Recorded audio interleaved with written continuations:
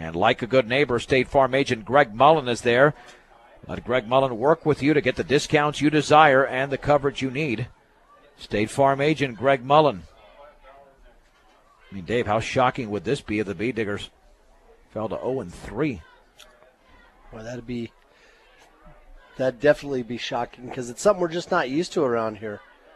I was just thinking about on this play. I was just rattling my brain trying to figure out, what would you do as the coach? What play would you run with the quarterback that wasn't necessarily your starting quarterback there? Even though Kukas, it was a decision to go with Kukas or Garcia at the beginning of the year. So it's not like it was a step down to go with Kukas as the quarterback here. But just with all the other injuries and everything, and not being able to run all the offenses you like to run, what do you hope for here?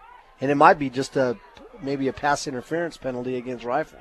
Two receivers to the right, one to the left. 4th and 22 for the Bee Diggers at their own 38-yard line. Kukas under center is back to throw. Pressure coming. Throws over the middle. The pass is caught by Hansen at the 50. Makes a move towards the right side. He's at the 45. Tries to break a tackle. He's short of the first down at the 43. The Bee Diggers needed 22. He got 19. And with 2:01 to go in the game, Rifle takes over at their own 43-yard line. Not sure who made that hit right there for the Bears, but they do stop Shea Hansen after the 19-yard pass completion. 83 yards for Kukas throwing the football today on 14 attempts, completing 7 of those. Well, one first down will clinch the victory for Rifle. I do believe the Bee Diggers have their full complement of timeouts. 1st and 10. Rifle at their own 43-yard line. Burgess is in a shotgun. Awaiting the snap. Still waiting. There was movement, but no call. Burgess runs to his right, and Tyson Larrick's got him in the backfield and is going to put him down and try to strip the football. It'll be a loss of around 2 on the play, maybe 3, back to the 41-yard line. And now the Bee Diggers with 1:48 to go call a timeout, so it'll be 2nd down and 13. And excellent job by Larrick. I mean, it's unfortunate the Bee Diggers couldn't do more of that earlier in the game because we've had very few punts in this contest. But, I mean, you look at the penalties, something that we addressed earlier. The Bee Diggers were virtually penalty-free in the opening half, even in the first 3 quarters. But 4 10-yard penalties, blocking the backs and holding and things like that. And now they're way up there in penalty yardage with 62 yards in penalties.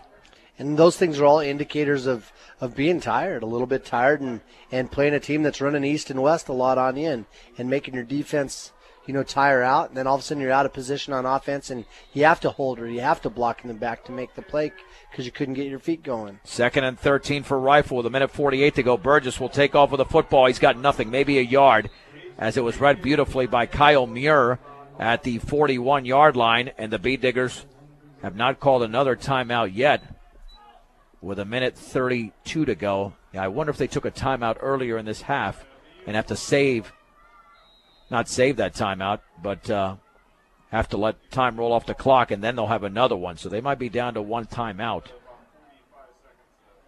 With about 1:16 to go, it's 3rd down and 12. Rifle with the football at their own 41. And Burgess will let the clock roll and take as much off the play clock as possible in the shotgun formation. Burgess has the football. He'll hand it off on the left side to Ty Leonard running wide. He stays inbounds. He's down at the 44-yard line. Muir makes the tackle, a gain of 3. And now the Bee Diggers take what they had, which is their final timeout with 55 seconds to go. You got to make a play now on special teams. Well, they sure do. They're going to have to run that thing back and hope that Rifle's not smart enough to kick it out of bounds on you. They'll backtrack the football to the 43. Or the Bee Diggers have to block the punt. Well, that's something that they've worked on. We've seen that time and time again with all the PATs, and we know that they're very happy to go after the punt every single time. Not really expecting the run back. Well, the Bee Diggers are going to need a huge play on special teams because if not, they're going to have to do everything they can to set up for a game-winning field goal.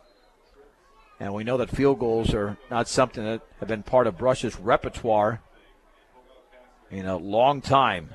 Shea Hansen is standing at his own 25-yard line. Drew Marlowe, the Rifle punter, at his own 32. 4th down and 10 to go. Rifle at their own 43. The Bee Diggers come with a heavy rush. It's bounced in there, and they nearly block it, and they ran into the punter, and there's a flag down as Tyson Larrick ran into the punter. A bad punt as the ball goes out of bounds, and Rifle more than likely will re-kick. That should not be a personal foul. There was just some contact there. It should set up a 4th and 5 with 49 seconds to go.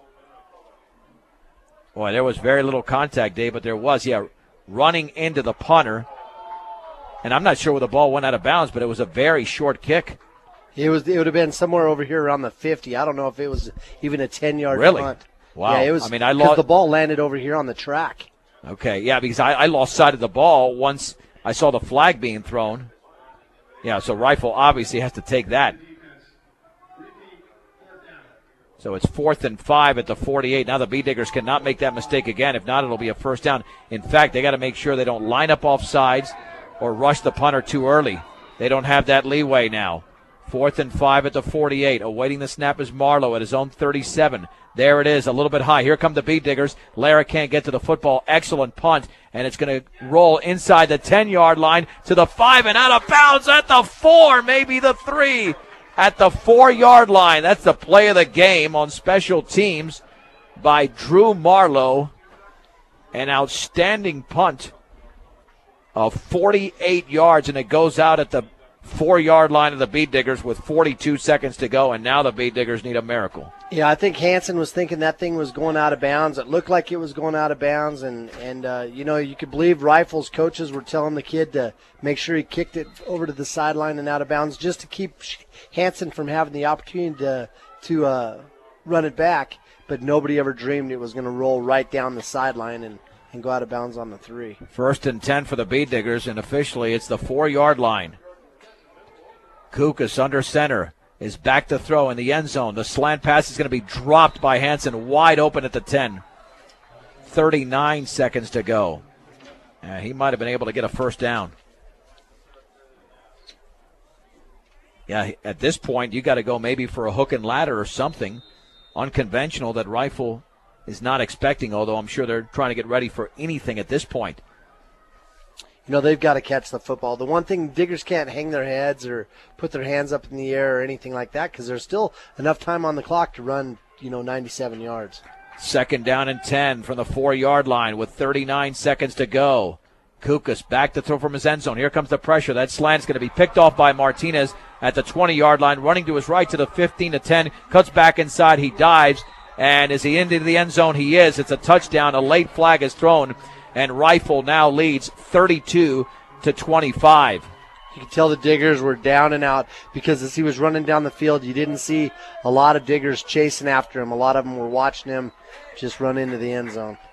About a 20-yard interception return. Now let's see what the flag is all about. I believe it's against Brush. No indication yet. But Drew Marlowe, the kicker's on for the extra point. And even worse, if it's against Brush, that could be assessed on the kickoff. And that's what's going to happen. So Rifle will kick off from the Brush 45. But first the extra point, and now we got a Rifle timeout with 30 seconds to go. And the Bears have stunned the Bee Diggers. Brush led this game 25-19. But now 13 unanswered points. And the Bee Diggers have 0-3 staring them in the face. The only positive from the 0-3 is that these are non-league games. That's about it. I mean, the real season, as they say, starts next week. It's just tough. The kids, my heart always goes to the seniors because, they only have so many games, most of them to play, and very few kids have the opportunity to go on to the collegiate level and play some more. So you want them to have a bunch of fun every single game. Awaiting the snap, it's down. The Marlowe extra point is up, and that's good. 30 seconds to go from Bee Digger Stadium. Rifle 33, Brush 25 on 1010 KSIR and KSIR.com.